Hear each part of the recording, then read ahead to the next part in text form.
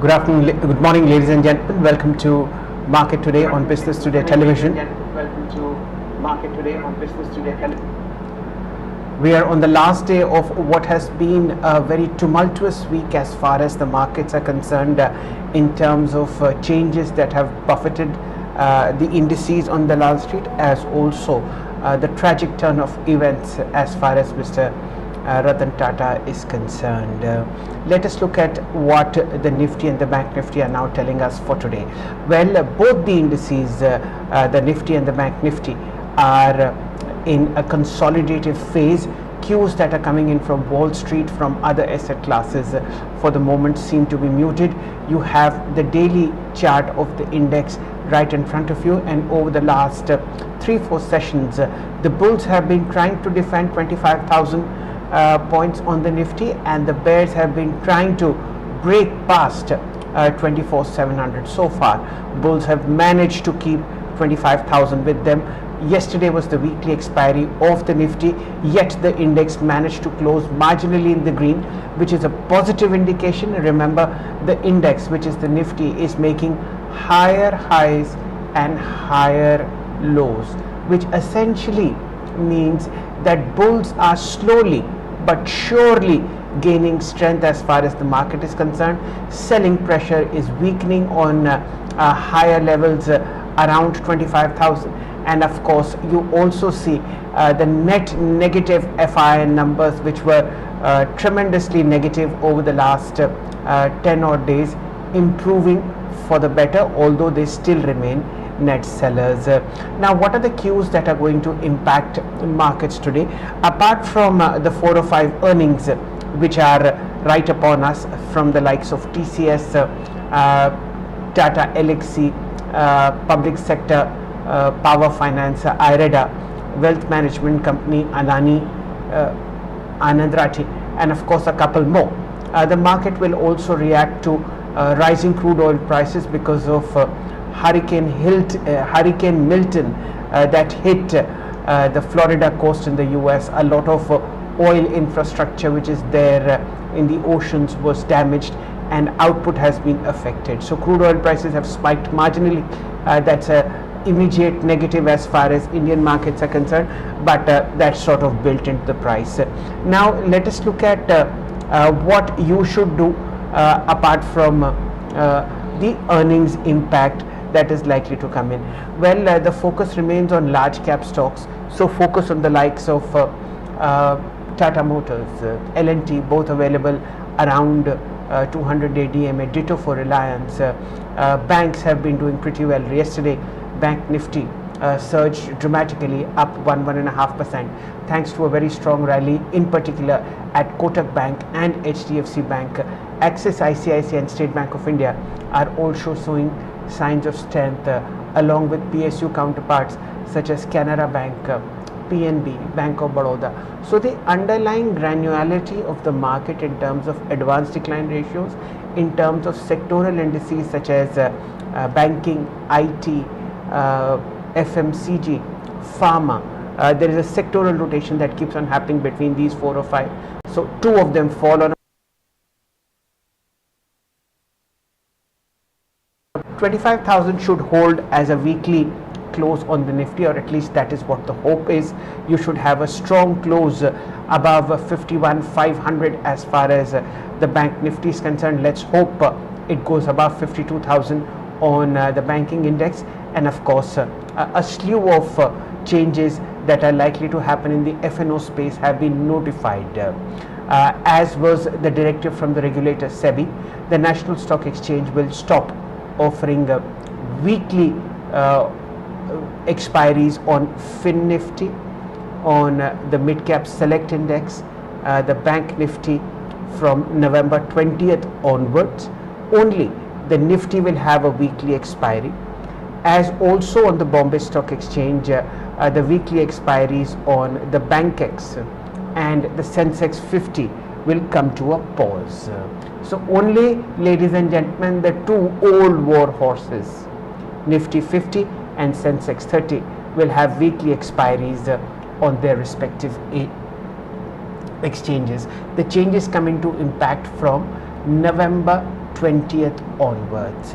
Now let us look at what are the earnings that have come in over night, and we'll start, ladies and gentlemen, with TCS, India's largest software exporter, the flagship of the Tata Group, which announced a muted second quarter set of earnings. The numbers are right there in front of you. We will look at them sequentially. So actually sales fell to 64, sales rose marginally Q1Q to about 64,259 crores versus 62,613 crores in the quarter that just went by in June. Net profit actually slipped marginally lower to 11,955 crores on TCS in the quarter gone by, compared with the 12,105 in the first quarter. Apart from that, it was the domestic business that actually went up sharply. It is now 9% of overall TCS's revenue, compared with 5% in the year ago quarter. So that's a very good positive. But TCS has announced muted expectations from its US businesses, and that needs to be looked into. Earnings coming in from Anand Rathi Wealth as well. This is a very, very well known wealth management company. Let's look at the net profit first. Year on year, the net profit has surged 32% to 76.3 crore rupees. Sales has jumped 33% to 242 crore rupees.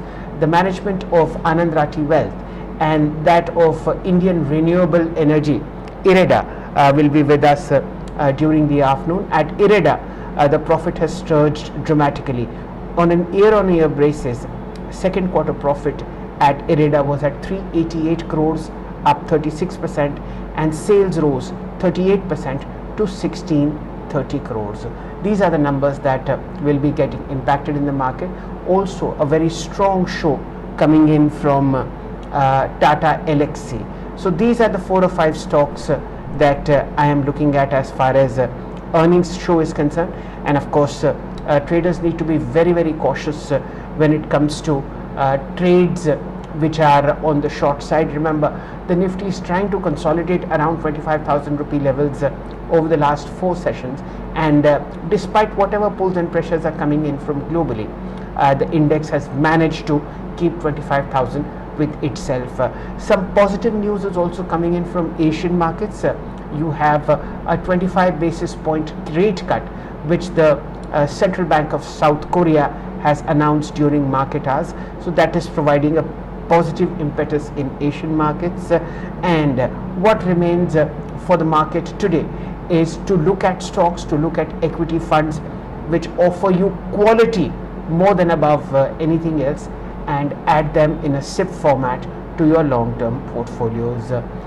Any break below 24,700, ladies and gentlemen, will term this rally, which has gone from 24,700 to 25,250 as a dead cat bounce. Let's hope that 24,700 holds. So this is the broad structure that we have for the equity markets as of now. We'll be joined very shortly by Mayuresh Joshi. He's the Director for Research at William O'Neill Securities. And at the meantime, let me also look at a lot of other numbers that have come in, mainly on account of the FNO, my apologies, the FII number for the week, for the day gone by. The number is a net negative 4,927 crores, in front of which the DIIs have purchased 3,890 crore rupees. Over the last 7 trading sessions, starting from September 30th onwards till about 10th of October, the FIIs have been net negative sellers, and this number is in the vicinity of about 62,000 crore rupees, in front of which the domestic institutions have purchased somewhere like 59,000 crore rupees. So it's evenly balanced, and that's the reason why you see that the Nifty has not slipped below 25,000. Let's hope it holds on. Well, yesterday, ladies and gentlemen, was a sad, somber day for the Lal Street, as also the Indian economy, when the country lost its crown jewel, which is the sad demise of Mr. Ratan Tata, the chairman emeritus of the Tata Group.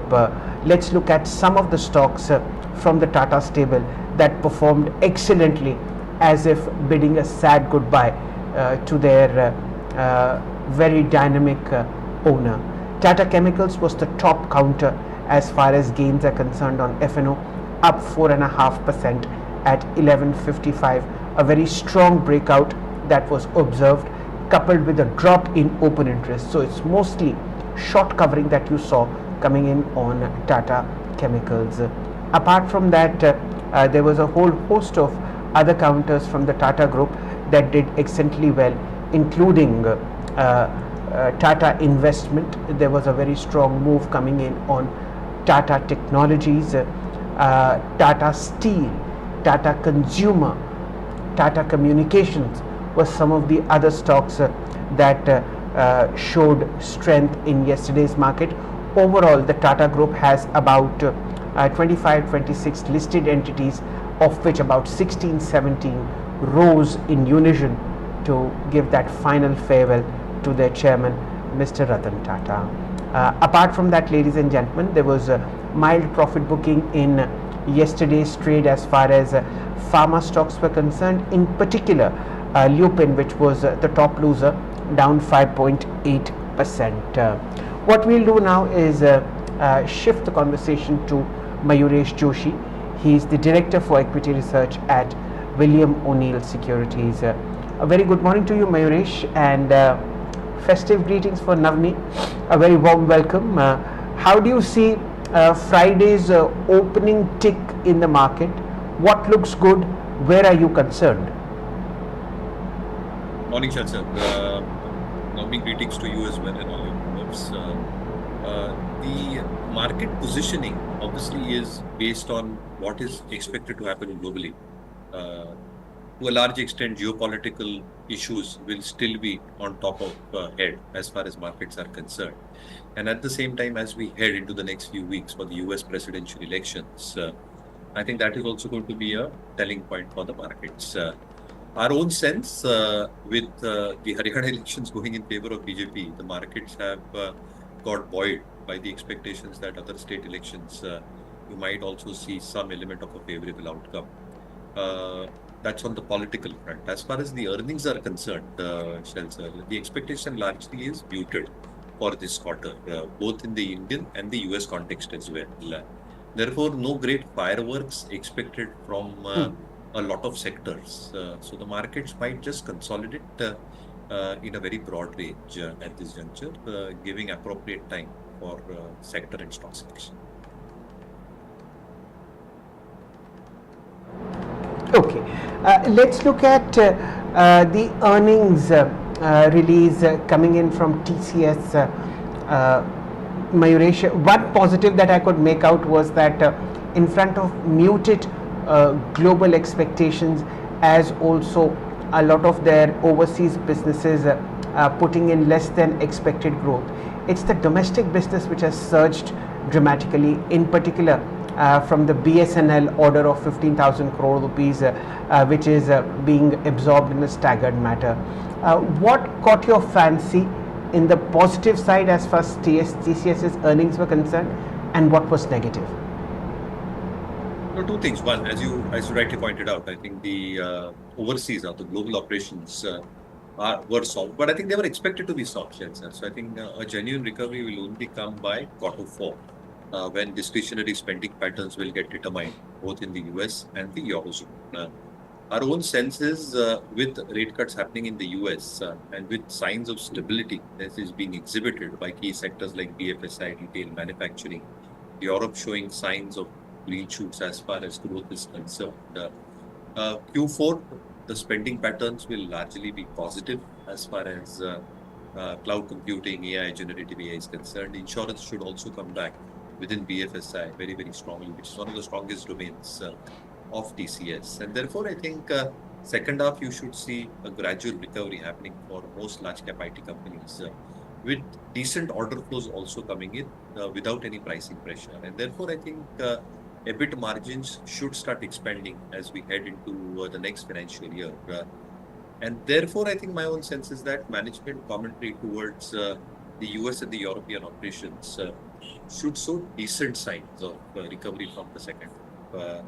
Obviously, I think the domestic order was something that the markets expected TCS to do well. It has executed that well. And to a certain extent, not too much that I see that can probably be called as falling points for the stock. Second half, I think a genuine recovery will start for the large cap IT companies.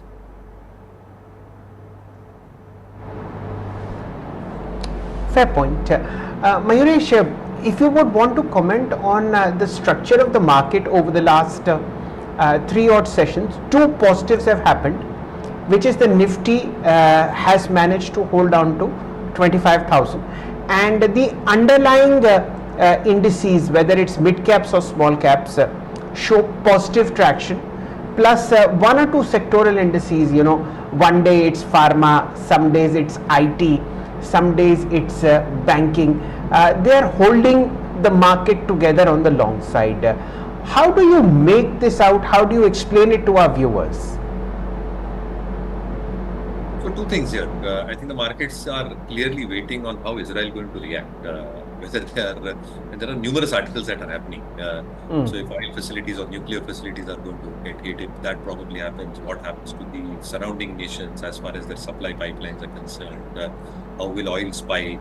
So on and so forth. So I think markets are waiting with bated breath in terms of Israel's reaction. So that's point one. Second, in view of what is probably happening and the sectoral rotation that we've probably seen, markets typically try to get a little bit more defensive.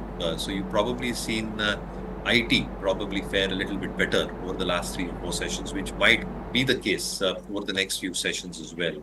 Maybe there is some element of hiding, if I may call it, in select pharma select FMCG names, because they become a perfect hedge in uncertain and volatile times like these. And last but not the least, over the next few weeks, as we head into the earnings season, what might hold out from an earnings perspective? So I think domestic cyclicals, Shail sir, selectively will still do well. As an example, cement stocks. Everybody expects Q2 numbers to be very, very soft. Everybody knows monsoon will be a spoil, and therefore second half recovery might be something else. Yes, I think cement has exhibited some kind of resilience ever since we've seen the official close of the monsoon. Although I do believe it's still raining in Mumbai. Be that as it may, but what would be your top pick in the cement space? What looks good? You've been a great votary of mid-cap cement counters. Does the bullseye remain there, or are there some changes for the better? No, so I think we always believe that leadership should continue doing well. So what we've probably seen for the sector as a whole, UltraTech remains on our watch list. The consolidation that UltraTech is going through, the expansions that have been planned, the expectations of pricing remaining stable, input cost remaining stable, and therefore with expanded volume growth, operating leverage will clearly play out on the balance sheet. The other one that we're keeping on our watch list from the mid-cap space is also JK Cement. It's a beautiful mix between grey and white cement, and therefore with capacity expansions that have been planned over the next few quarters, taking their overall capacity beyond 30 MTPA, with a good mix of white and grey cement again. Blended realization should be better. The traded mix should be better. The value-added products and the premium products should also improve going forward. And with all these expansions happening at minimal leverage onto the balance sheet, will give positive element in terms of the earnings outlook as well. So yeah, I think, as I said, cement probably a little bit subdued over the last few days and weeks. But as we head post Q2, I think commentary should be relatively better as we head into this. Fair point. So from the mid-cap space, JK, and from the large-cap space, of course, UltraTech, that is buzzing as far as Mayuresh's research is concerned. Mayuresh, would you want to comment on the very strong show that IREDA has come up with, and the stock of course has corrected fairly sharply from 310 all the way down to 213, 214, a bit of a bounce back over the last 3 sessions.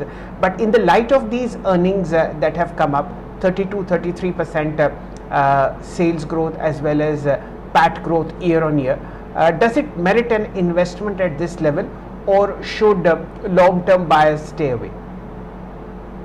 No, so anybody's holding on to the stock should clearly hold on, Shail. I think I'll just give you a perspective, because power sector is so much in demand right now. There are too many tailwinds that are favoring the power sector. So the government initiative, as point number 1, is to take the renewables capacity to 500 gigawatts from around 180 over the next 8 to 9 years. So financiers like IREDA, BFC, REC are probably going to remain in focus over that periodicity of time. Now, with these additions, I think the ancillary additions that are going to happen, expectations in terms of the transmission, distribution, and the transformer network that will get expanded. As an example, I think the transmission lines in terms of circuit kilometers, the expectation over the next 5 years is around 7 lakh circuit kilometer lines might get added.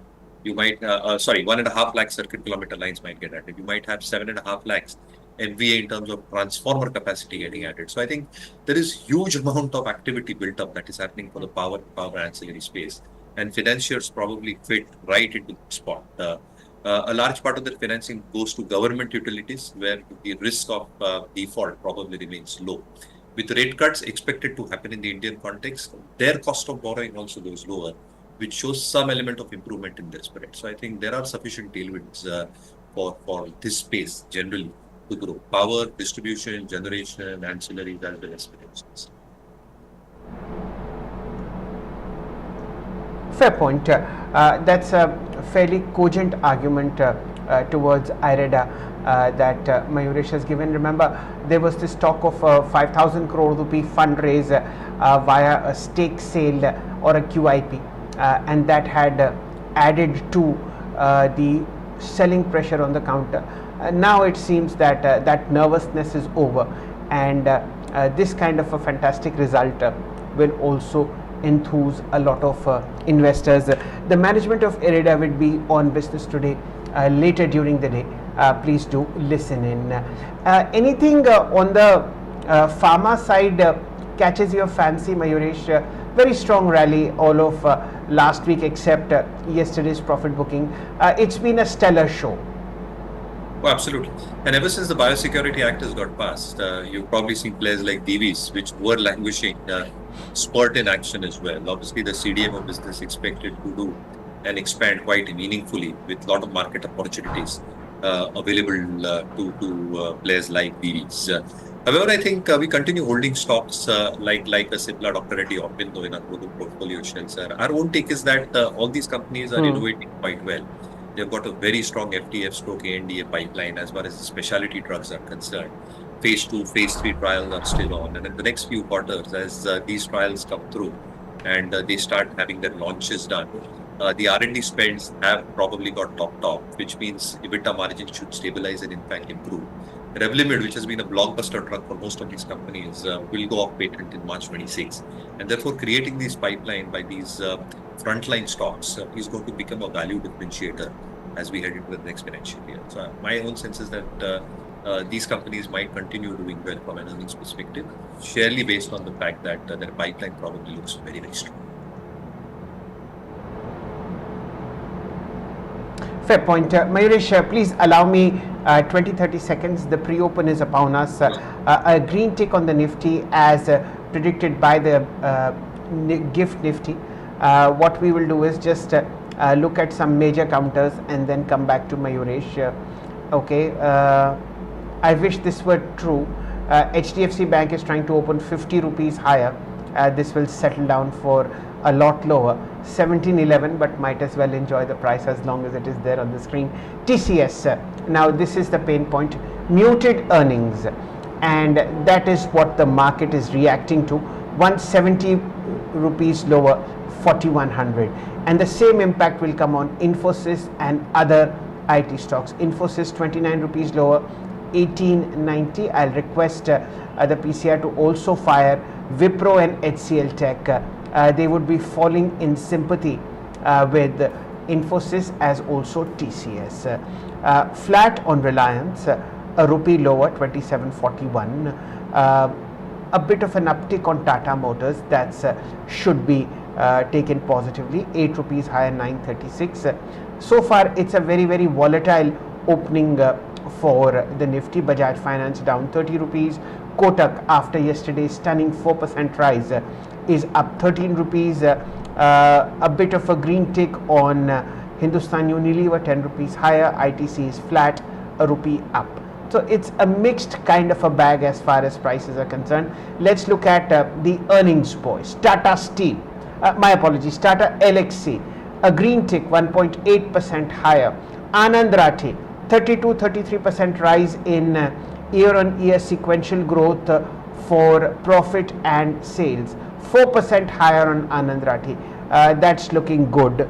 Let's look at the most active list. So far what we have is a 10% uptick on Bandhan Bank. A new CEO takes charge of the bank, 10% higher, 206. Let's hope this enthusiasm continues in this beaten down counter. Others are fairly okay. A 2.3% uptick in IREDA, post a fantastic set of numbers, 239. We'll keep an eye out on this one. And of course there's no stopping BSE. Up 1.7%, 4288. The Nifty is clawing back above 25,000. Let's see it holds or not.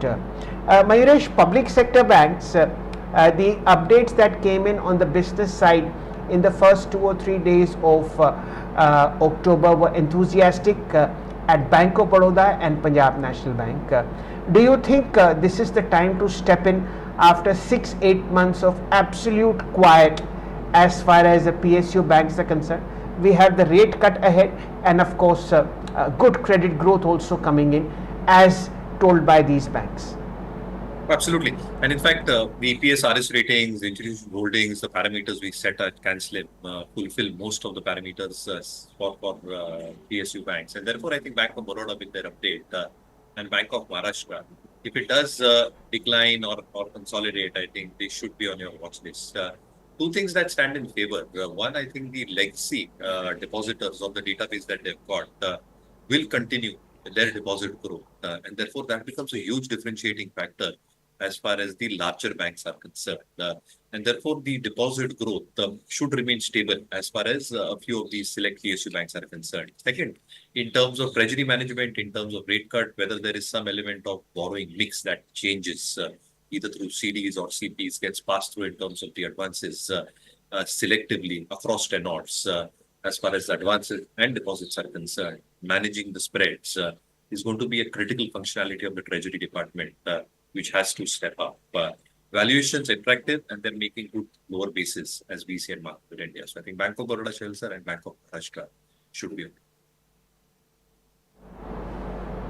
Absolutely. Bank of Maharashtra is something that you've highlighted earlier as well. A green tick, ladies and gentlemen, on the entire spectrum of defense counters. Remember, there was very smart gains on Mazagon Dock yesterday. It was the top gainer. The company had won a fresh order of 226 crore rupees from a local entity, and very smart gains coming in yesterday. It was the top traded counter by volume, up about a 0.5% today. Green tick on Garden Reach, BDL, BEML. Let's hope that the worst is over on this one. Let's just take a mild detour into the FNO space and see the gainers that are there. Okay, there's no stopping Bandhan Bank, 10% higher. Let's see how long it lasts. National Aluminium is 1% higher. Exide about 1% higher in pre-open. Lupin recovering from yesterday's 5% profit booking. ONGC in the green, 1% higher. Hind Copper, Vedant, Hindalco, Ambuja Cement, all clicking in the green. Metal space, Mayuresh, anything that catches your fancy? We have the Chinese stimulus behind us, and of course we have this rate cut that is now acting up globally. What would you prefer in domestic metals? So again, I think there is a huge talk going on in terms of some additional stimulus being expected to get announced by the end of this week. And therefore, I think metal stocks will again remain in favor.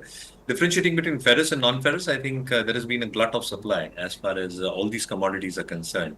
The Chinese factories still need to operate and get the stuff out of their factories. Having said that, I think inventory levels across the space are absolutely low, Spencer. And therefore, if there is a genuine recovery that keeps on happening, there is one more stimulus, as I said, which is expected.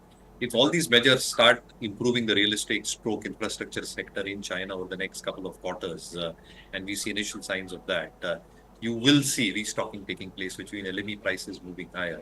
Even if input costs move a tad bit higher, they will get passed through because of improving demand across the globe.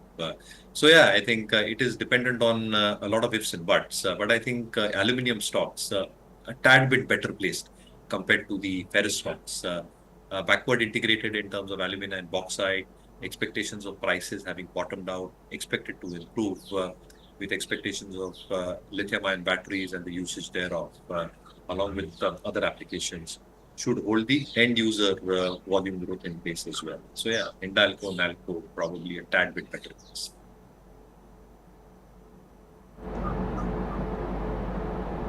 Okay, 908 prices have settled, ladies and gentlemen. Remember, it's the fresh weekly expiry on the Nifty that takes root.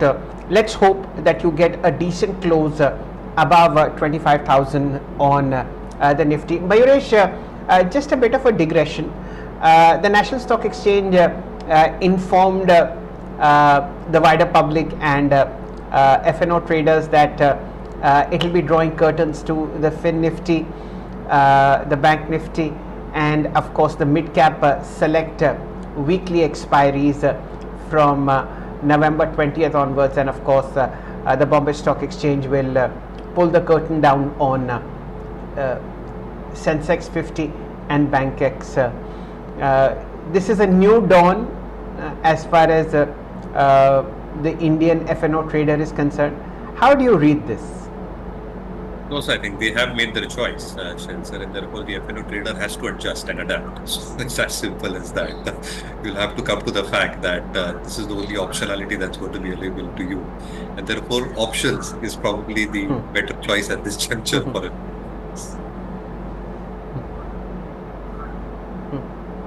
You know, it's Bank Nifty was one of the most talked about global indices with this heavy surge in trading volume. It's like, you know, Amitabh Bachchan retiring hurt at before interval as far as markets are concerned. I'm sure a lot of traders will have you know, both happy and terrible memories of Bank Nifty spikes. But time to bid goodbye. How would you see Bombay Stock Exchange against this backdrop?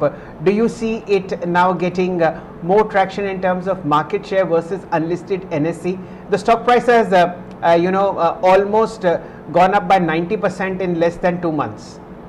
So I think as far as the grey market pricing is concerned for NSE, I think it will probably just draw parallels to that and give it a discount. I think the expectation was that the BSE share price should shoot up.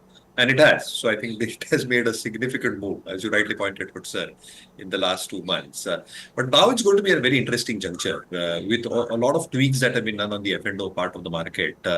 Volume activity, as I speak to a lot of my broker friends, they say that 20-25% might be a drop that you're probably seeing. So in terms of the transaction, the revenues that exchange platforms probably earn might actually start dwindling with volumes actually going down.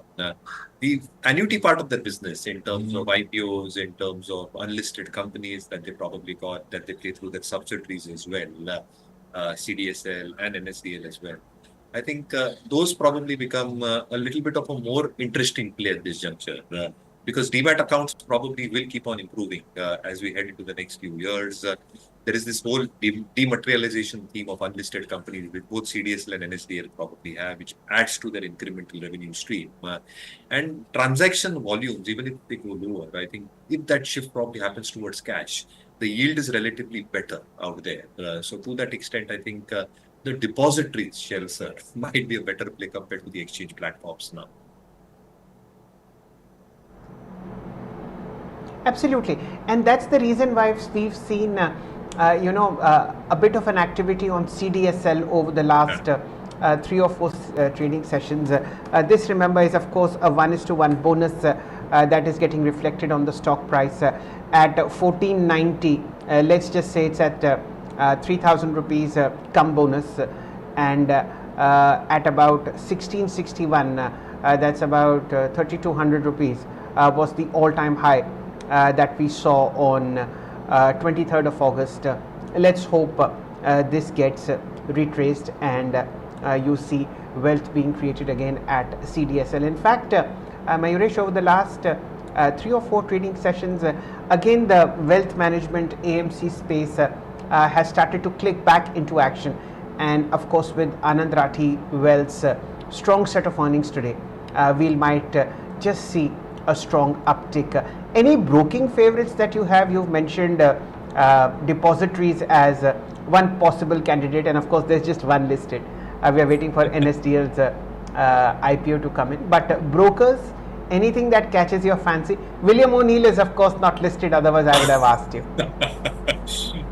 So to that extent, again, I think if trading volumes are supposed to take a hit, there is also tweaks on transaction costs, passing through, so on and so forth. How are broking revenues going to adjust, specifically discount brokers, is going to be a very, very interesting shell. So I think would watch out for the next 2 quarters on the adjustment that these broking firms are going to do in terms of a large part of their operating costs. Having said that, asset management companies, with the entire theme of financialization of savings, the entire theme in terms of more demat accounts getting added, SIPs continuing at a good pace, a lot of these companies well entrenched, well established, and therefore anything incremental that flows in, it's like a funnel, anything that incrementally flows in is going to probably reflect a lot more on the bottom line, with a lot of costs being absorbed over the last few years. So I think asset management companies, HDFC, AMC, UTI-AMC, along with depositories, I think they look to be a very tangible bet.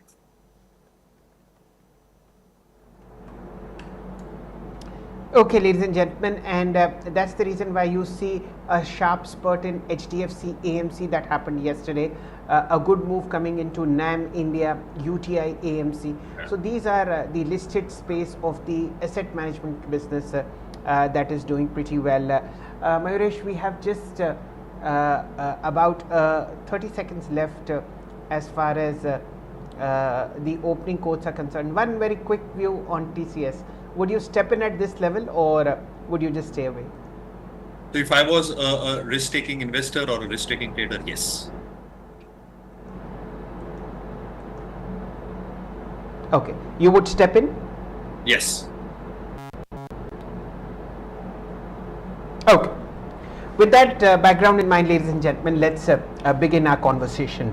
TCS, earnings muted, margins squeezed, and outlook a bit hazy. The counter's down 1.2%. 4179 is what we see on the screen. And in sympathy are falling Infosys, about 0.35% lower as far as prices are concerned. Let's look at what is happening in HCL Tech and what is happening in Wipro before we get into the broader market. The Nifty IT index, HCL Tech in the green, 0.6% higher, Wipro also in the green. That's a very, very positive surprise move that is coming in. But the Nifty Bank now down 125, Nifty on the back foot, 37 lower, Nifty 500 down 24 points. So it's a muted to weak start as far as the Lal Street is concerned on this Friday, which is the last working day of the market as far as this week is concerned. Okay, Bandhan Bank, appointment of a new managing director, 6.6% higher, 200.4. HDFC Bank on the back foot, 0.2% lower. ICICI Bank 0.6% lower. IREDA, this is a stunning set of numbers being rewarded by the market, about 1% higher, 236. I wish the reaction would have been a little bit more positive, but that is the market and we have to accept what prices come in. Earnings boy Tata Elxsi, 1.3% higher, 78.59. Let's look at the top gainers. You have Anand Rathi Wealth, 2.5% higher, a stunning set of numbers being rewarded by the market, 41.55. What are the other stocks that have hit all-time highs? MCX, absolutely no stopping this one. One almost 0.6% higher, 62.29, and CG Power 2.2% higher, 861. Mayuresh, anything that catches your fancy in the opening quotes? We have a green tick on IT. Let's just look at the broader advance decline ratio. 1000 shares in the green, about 1000 in the red, so it's 1:1. It's not looking good. We track 19 indices for you, only 5 are in the green, led by the IT index and the metal index. Green tick on Pharma after yesterday's profit booking, and profit booking on Nifty Bank 0.5% lower, Realty index 0.6% lower. The mid cap and the small cap indices also marginally flat. Mayuresh, what have you observed? Typical trends as we head into market open, Shail sir. But one stock that remains on our radar at markets is Greenply. So I think an absolute proxy to real estate. We are liking the real estate ancillary space. And therefore, Greenply Industries, with expectations of volumes coming back to normalization levels, realizations really staying stable and improving. I think some factors that might aid them.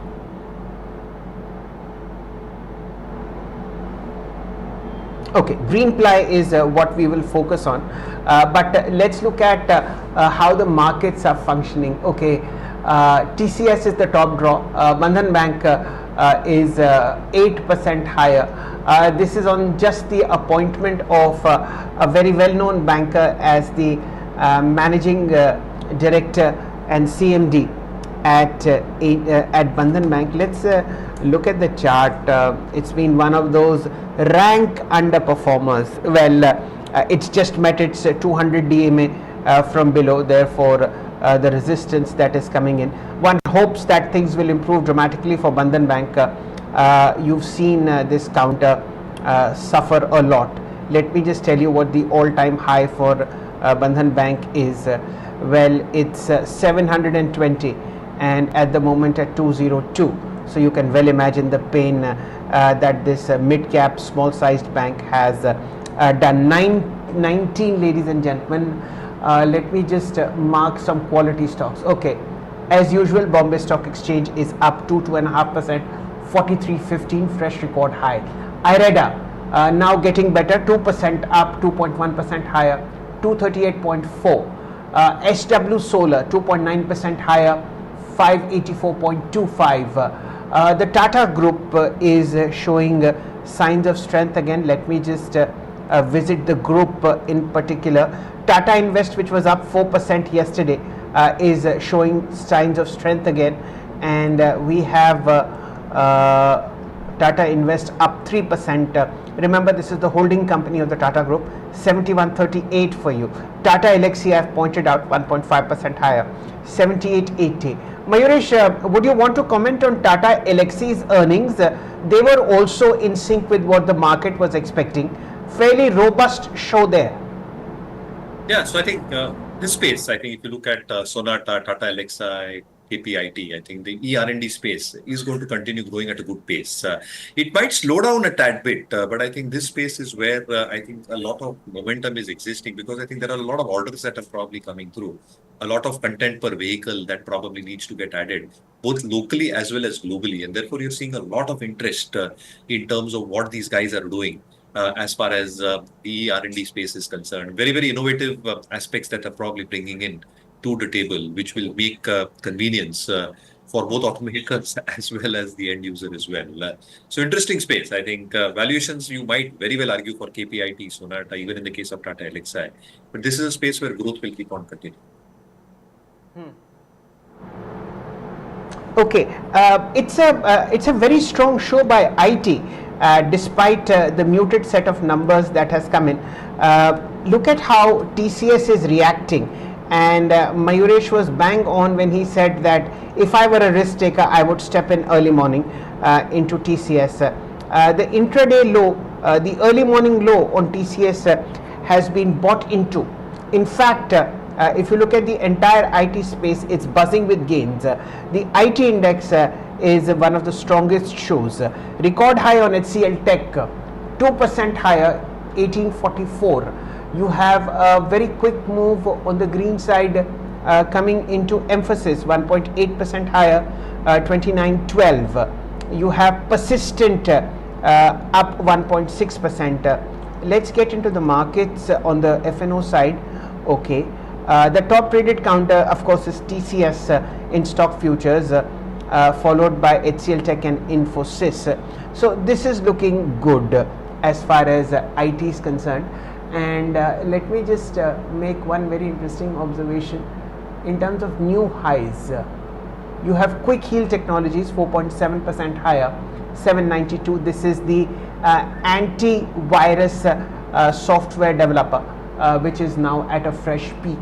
You have Ipca Labs, 2.4% higher, now trading at 1626. What else should I mark which can get Mayuresh's attention? Lots of SME stocks which we really don't track, but they are doing well. So Ipca is something, Mayuresh, would you want to comment on? One of those quiet overachievers that we never talk about, but a very well known multi-bagger in its own rights. Not many people will know this, but at one point of time, Mr. Amitabh Bachchan and his family controlled a 33% stake in Ipca, but that was in the previous century. Mayuresh. And it's Mr. Bachchan's birthday today, if I'm not mistaken, as well. So the stock, yes, you're right. It's Yes, actually yes. it's not being spoken about. But yeah, it's a very slow and steady operations that these guys do. They have gone through their periodicity of pain in terms of regulatory issues, so on and so forth. But they have created a very healthy pipeline over the last few quarters. They've got a very healthy mix as far as the end user applications are concerned. They've got a very healthy mix as far as domestic and overseas operations are concerned. And therefore, I think pricing remains very stable for most of their launches. Exclusivity of few of their exclusive launches will still remain in their flavor. And obviously, I think margins have remained very robust as well. So yeah, anybody continuing to hold Ipca should continue doing so. Okay, fair point. This is what is the view that is coming in on Ipca. The first 10 odd minutes have seen muted moves on the Nifty. It's helped very ably by the IT index. Therefore, the likes of HCL Tech. Let's look at the pullers and draggers on the Nifty. Okay, HCL Tech contributing 9 points to positivity. Reliance contributing 8.5. Sun Pharma and Divi's 3 points each, and of course Hindalco 2 points. What's pulling the Nifty lower? It's banks.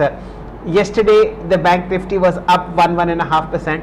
Today a bit of profit booking, so you see ICICI, HDFC Bank slipping a bit.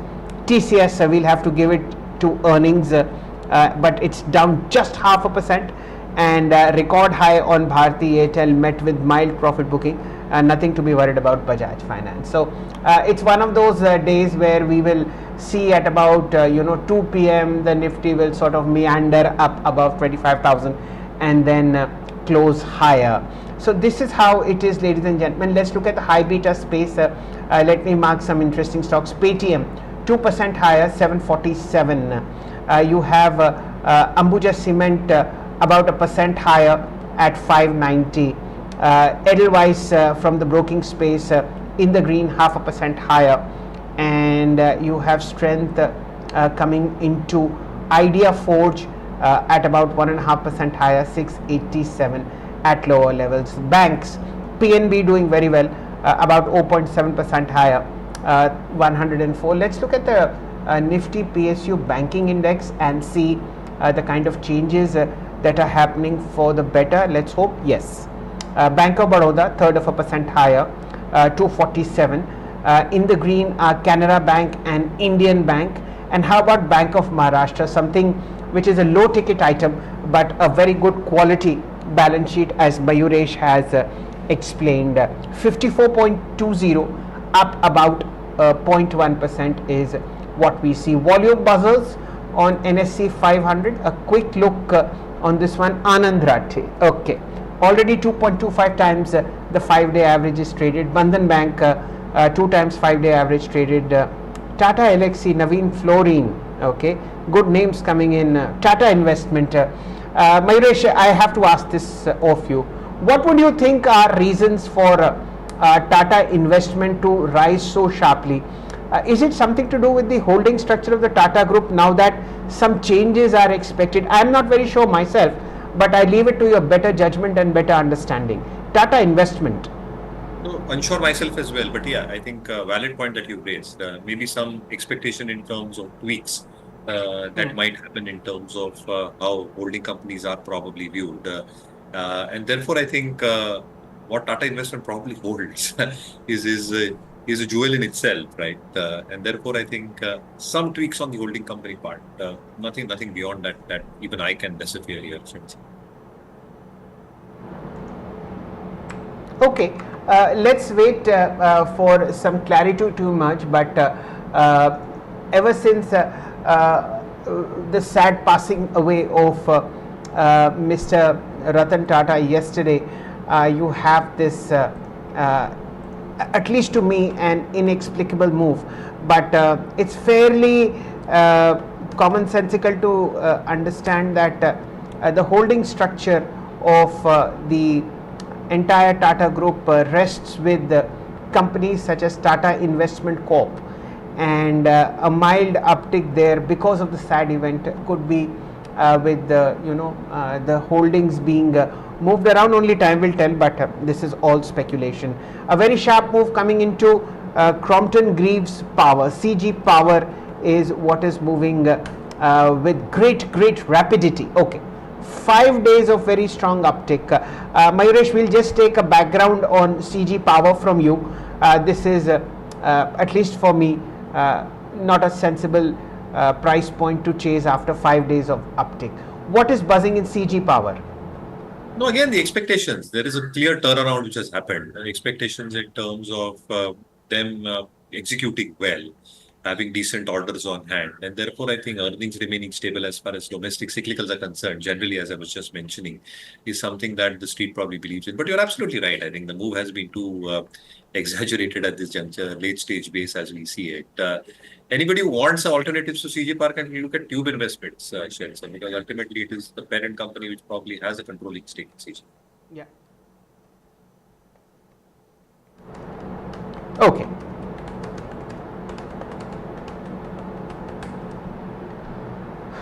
Let me just mark a couple of moves that are there in the market. Tata Elxsi is now up 2%. HCL Tech fresh record high. SW Solar in the green. I normally don't check this stock. Usha Martin 5% higher. JK Paper 4.5% higher. There was a paper move 2-3 days ago that seems to be getting adequately reflected. We've marked quick moves. Mayuresh, Divi's Lab, it's a stock that seems to be relieved that it is now out of the Nifty. That seems to be the case. And again, I think underperforming for a large period of time. Suddenly the Biosecurity Act gets passed. You're seeing a slew of pipeline that can come through, and therefore huge amount of earnings prospects improving 26-27 onwards. And therefore the move that has happened in the last few days and weeks has been solid for Divi's Lab. So yeah, I think if these numbers translate into reality, my own sense is that a lot of under ownership and a lot of underperformance might actually get reduced. Okay, Mayuresh, thank you so much for this early morning half an hour, 45 minutes with us. Again, festive greetings for Navni, and here's wishing you all the best for the festive season which is upon us. Thank you once again. Thank you so much, Elsa. Always a pleasure being on your show, even if it's a Friday morning, and hope to see you in Mumbai when you come. Yes, next time I'm in Mumbai, we'll catch up on a cup of tea. Yes. Thank you so much, sir. Okay, that is what I can say publicly. but as good a time as any to welcome perhaps the finest, most wisdom-laced voices of Mr. Arun Kejriwal. Namaste Arun ji, नवमी की शुभकामनाएं। आपको और आपके दर्शकों को बहुत बहुत बधाई।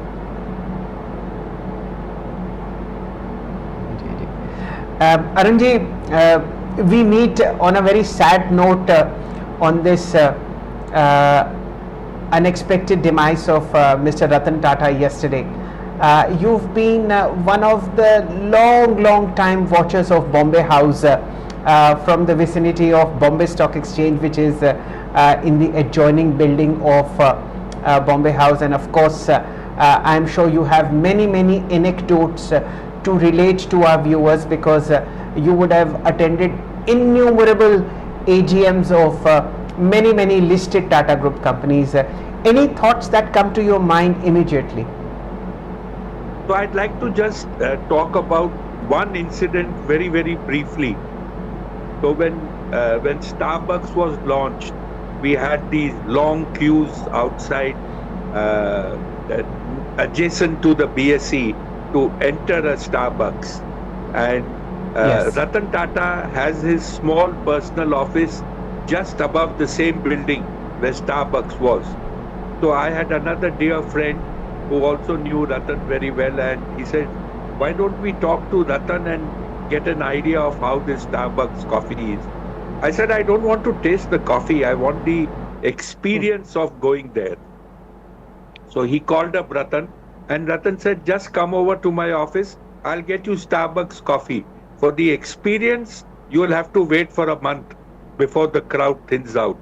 But that man, in that instant when we called him up, he called us up, we had Starbucks coffee served in Ratan's office, and I tell you, the coffee was one part of it, but the warmth that this man gave was just amazing. One other small incident I would like to mention. He was briefly a student at my school, and I still remember him in those days when he used to come to school. Big man, but nobody bothered. He just walked in and walked out, and he was like anyone else. A very simple person. I believe it's a big loss. Firstly to the family, then to his house which he was running, and to the nation as a whole. Right, Arunji. And do you think at this point of time the entire Tata group of companies, of course they've always been managed professionally with a board at the helm, and decision making is decentralized except for maybe capital allocation right at the top? You think the entire Tata group is in safe hands despite Mr. Tata no longer there being to shepherd it? Of course he had retired in 2012, but your thoughts? Yeah, not taking away anything from Mr. Tata. Let's understand one thing. The present chairman of Tata Sons, that is the gentleman who started, N. Chandrasekhar, who started his, who before becoming the chairman was at TCS, is a very fine gentleman. The best part about him, he has a lot of those principles which the Tatas have been growing their business empire with. He is a very fine gentleman, somebody who knows that he has to keep all the stakeholders happy, and he does a he does an excellent job of it. Most important, very down to earth, simple person. To meet him is not tough. At any EGM, AGM where he's there, he will take time out to meet the old shareholders, people like me who come into that category, who have been known for maybe 25, 30, 35 years. But he always has that special corner for the oldies. Well, let's just not use the word oldies, Arunji. Let's use the word those people who have, hair laced with wisdom. That will be better, don't you think? Thanks for that word, but I'm quite happy even being called an oldie. Doesn't matter. Okay. Now that this wonderful recollection and reminiscence is over, I didn't know that you and Mr. Tata actually went to the same school. But then, as they say, the greatness of a person is in the humility and the way he treats people, which you've highlighted so well.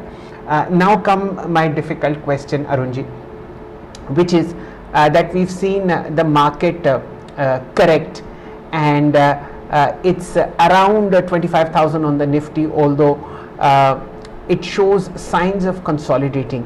One, is the worst behind as far as the sell-off is concerned, and how do you explain this underlying strength that you see in many sectoral indices, and of course this buying support that is coming in from domestic institutions versus a very, very aggressive selling from foreigners?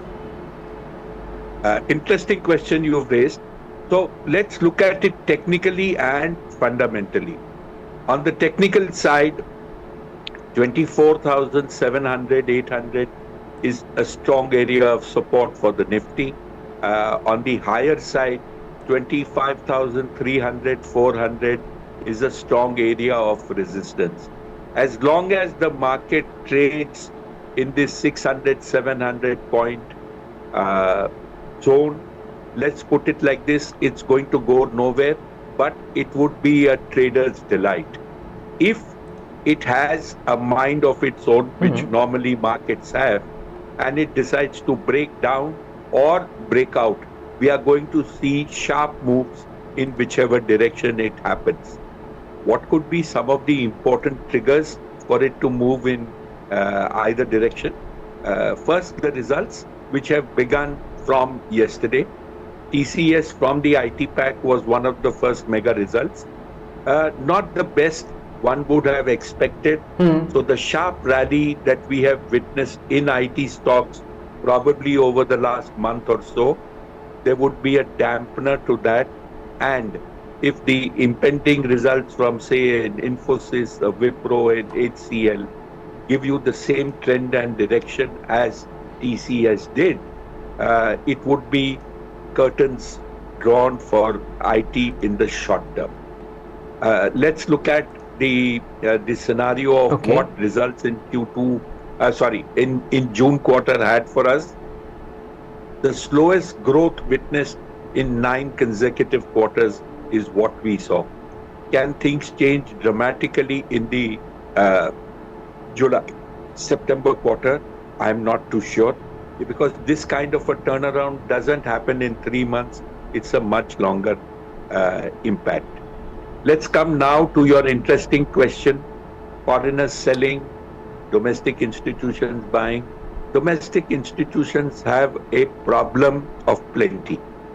They are getting huge inflows on a continuous basis from retail investors, SIP investors, and their average take on a monthly basis is now around 34,000 crores, which means we are talking of closer to 4 lakh crores per annum. The highest that FPIs have sold in any 12-month period has been about 2.5, 2.6 lakh crore. Suffice to say that their sales cannot now match domestic institutions' inflow through investors. So I believe it's a very delicately or more than delicately balanced scenario with tilt towards domestic institutions. Is this the best for our markets? I'm not too sure, because there is a feeling that whenever foreigners want to exit, they get a comfortable exit, because there is this problem of plenty which domestic institutions have. Absolutely. I think that's very well explained that the net SIP number in India is now rising dramatically. We have about now close to 25,000 crore rupees, which are predictable. Then you have the EPFO money coming in.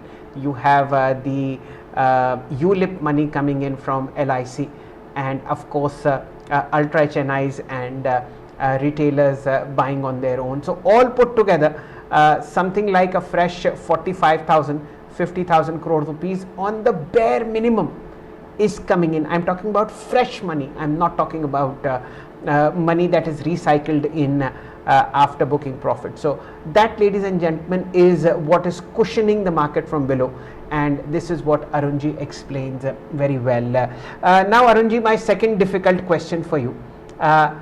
We are off record highs, and given the fact that there is this how should I say, mad feeling of being left out, maybe 4 or 5 stocks that you can name at current levels where our viewers can at least start watching them on their radar and maybe take a few sips into them in piecemeal purchase. Anything mid cap, small caps, large cap, what looks good to you at this level? So before I give you some stocks, let me give you a small example of what's happening in the market.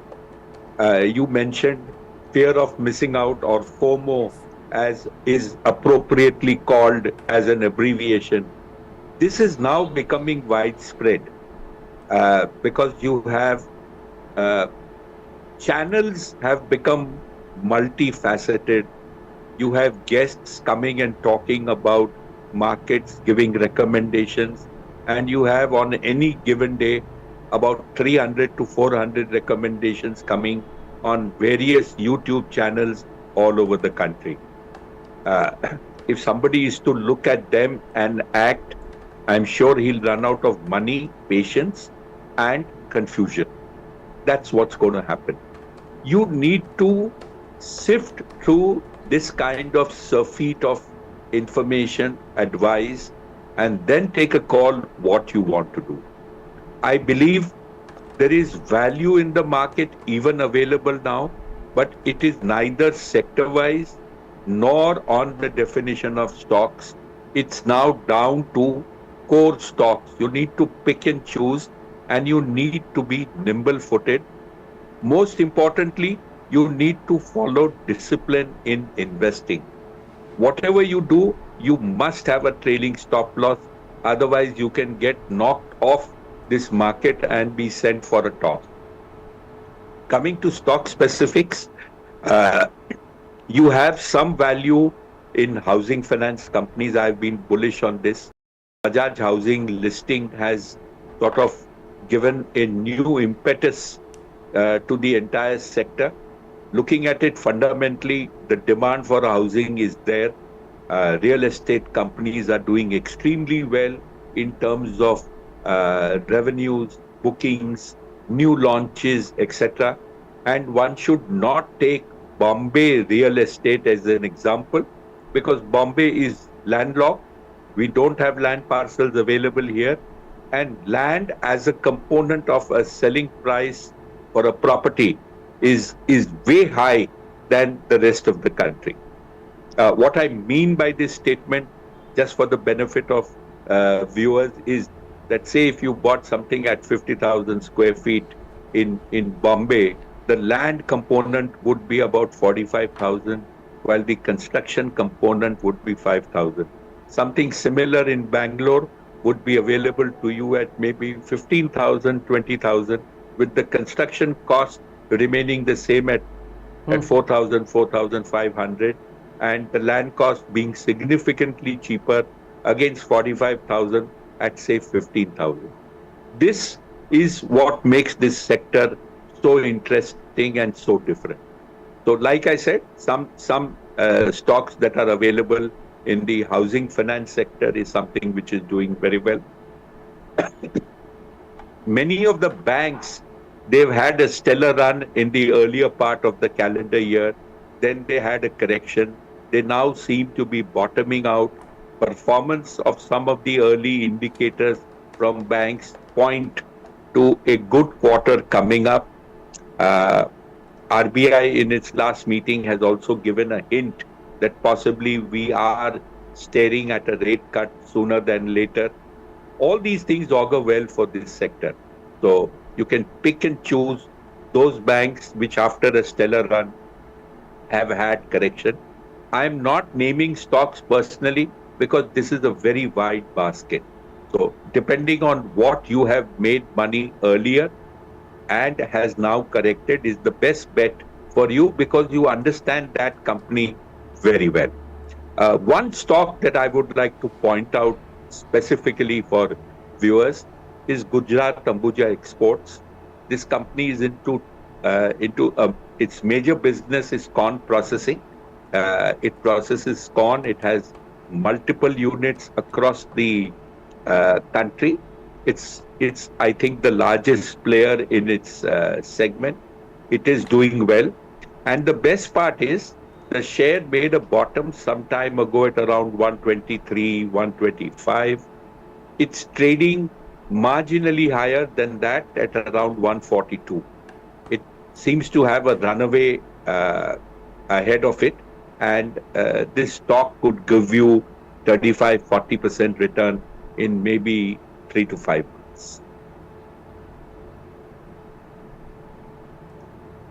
Okay, so we have two stocks, Bajaj Housing and Gujarat Ambuja Exports, plus any bank that where you may have made profit earlier and is now trading lower, along with a master class on how to sort of stay away from FOMO, which is the fear of missing out, and of course this mad expectation and reality in some cases that you buy every day and you sell every day. That, ladies and gentlemen, is one of the worst things that you can do to your financial health, and sadly it's an epidemic of huge proportions that has afflicted us in particular. Arunji, I'm sure you will take heart from the fact that 3 weekly expiries on the Nifty draw to a close from November 20th onwards, and 2 on the Bombay Stock Exchange will also have their curtains drawn upon. That's a mild victory for people like us who grew up on the cash market.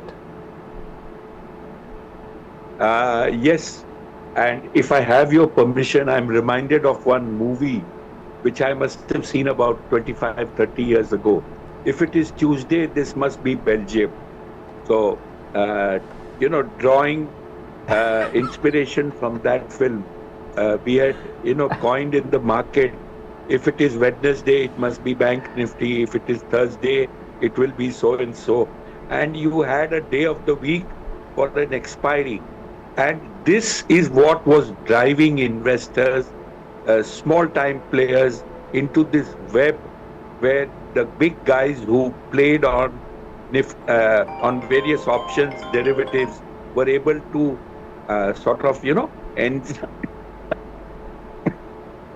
ensnare investors, trap them, and make a killing. So I'm very glad measures have been taken. I believe even the raising of derivative lot sizes is going to have an impact, and that urge to make quick money by leveraging in derivatives will take a back seat.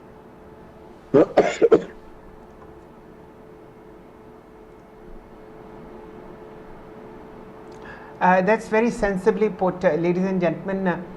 Remember, in the markets, one of the biggest unwritten laws is how to manage risk.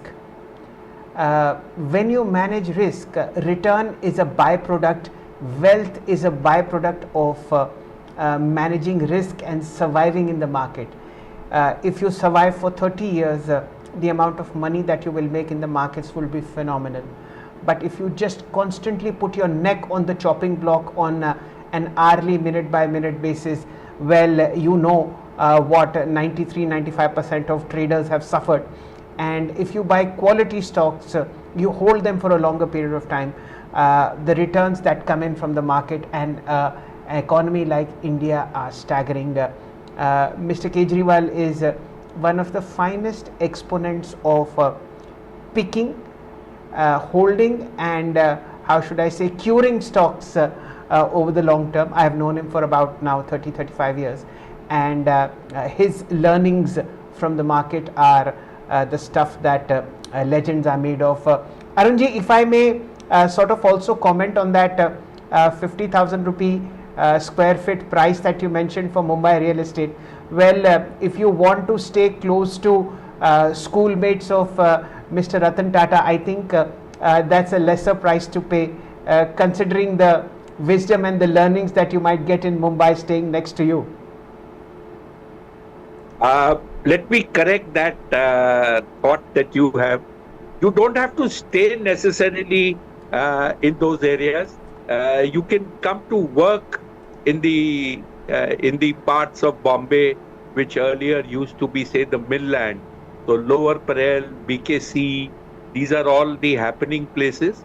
And even if you're working at these places, you can still get enough learnings. You need to invest time to learn. And 50,000 was just a, if I could say, an example of comparing what's in Bombay and what's in other cities. But now you are hearing of prices in Bombay of 1,25,000 rupees per square foot in some of the new Tony marquee projects. So that's how prices are rising.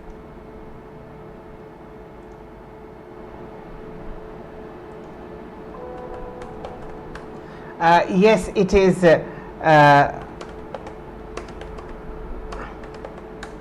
So 9:54, Arunji, before we let you go and before we sort of look at how markets are most likely to behave, you've been one of the fondest, you've been one of the sharpest hunters of quality stocks that slip below their offer price in the IPO market, simply because you do a thorough research before these companies get listed. Within the IPO space, anything that catches your fancy, which is now trading subpar? Oh, amongst the new stocks which have now slipped and are trading below par, I believe there is just a couple of them which are looking quite attractive. One of that is Cross. Cross had issued shares at 240, I believe, on the 16th, between the 16th and 18th of September. It's now trading around 200 odd rupees. Another share which has recovered from the low but is not substantially higher than its issue price is Northern Arc. It's now trading at about 288. Issue price was 263. It has declared an excellent set of numbers recently for its June quarter. I believe this is a stock which could go places. You would need to be a little patient, say about 6 months. September results, as and when they come, could be a trigger point for a short-term rally.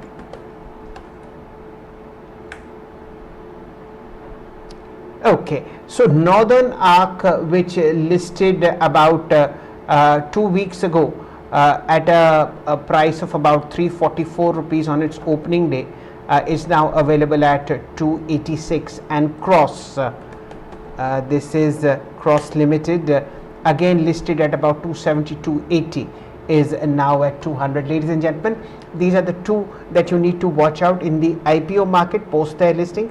And of course, Arunji has mentioned Gujarat Ambuja Exports and Bajaj Housing as two undervalued stocks given the margin of safety that they offer from their earlier highs. Arunji, thank you so much for your time.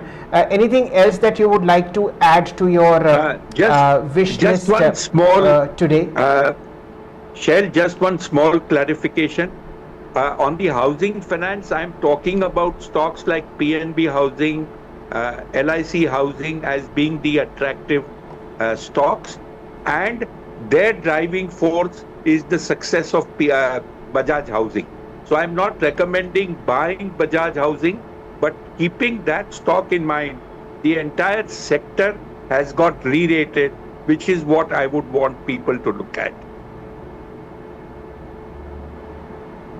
Okay, that's a very important clarification. Given the valuations that the market has given to Bajaj Housing, it's the LIC Housing and PNB Housing that appear much more attractive. Thank you for that clarification, Arun sir. We'll keep that in mind, and of course, Gujarat Ambaja experts. Thank you so much for your time, and as always, the best of festivities for you ahead. May the stock picking get better and better with time. Thank you. Thank you. Thank you very much. That, ladies and gentlemen, was Mr. Arun Kejriwal, a very quiet, unassuming stock picker in the market, which over the last 3.5 decades has he's created immense wealth for not only people who listen to him, but also for himself. And he recommends Gujarat Ambuja Exports, PNB Housing, and LIC Housing as medium-term picks. And in the IPO space, where he hunts very frequently on stocks which are trading much below their initial listing price, it's Cross Limited and of course Northern Arc. So these are the 4 or 5 stocks that he has in mind on the fresh weekly expiry, which Nifty begins today. On the weekend, ladies and gentlemen, it's flat as flat can be, 24,997. Like I said, bulls will not let you get away from 25,000, and the bears will do all that they can to break this very strong support for the bulls. The bank Nifty is down 50 points, nothing to be worried about. You have the Nifty IT index in the green despite a muted set of numbers from TCS. Record highs are seen on HCL Tech, and of course the top traded counter today is TCS after a muted set of numbers, so far down 1%. About 905 crores worth of shares have been traded. Bandhan Bank, with the appointment of a new managing director, a fresh guard in the C-suite, has enthused investors in this beaten down counter, still up 8.5% at 204. Green tick on Mazgaon Dock carries forward yesterday's rally. Bombay Stock Exchange in the green, and you have high beta counters such as National Aluminium 4% higher. There is no stopping Tata Invest up 2.8%, and the stocks that have hit record highs and are showing strength are Newland Labs 8% higher, 13,552. Usha Martin 395 up 8%. What are the other names that I would like to take in this one? Internet antivirus services provider Quick Heal 5% higher at 792, and of course a strong move coming into IREDA post earnings, a strong move coming into Anand Rathi Wealth after its second quarter earnings, and Tata Elxsi. These are the earnings boys that are doing pretty well in the market. We'll again be joined by a series of managements from 11 a.m. onwards, which is Anand Rathi Wealth and of course IREDA. So please remain tuned to Business Today Television. There is a lot happening on the other side of this break. I'll be back shortly.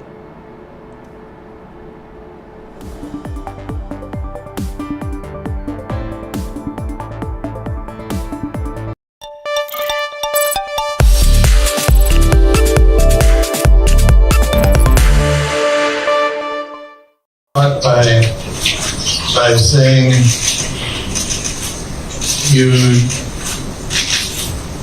you don't know what it's like to be lonely until you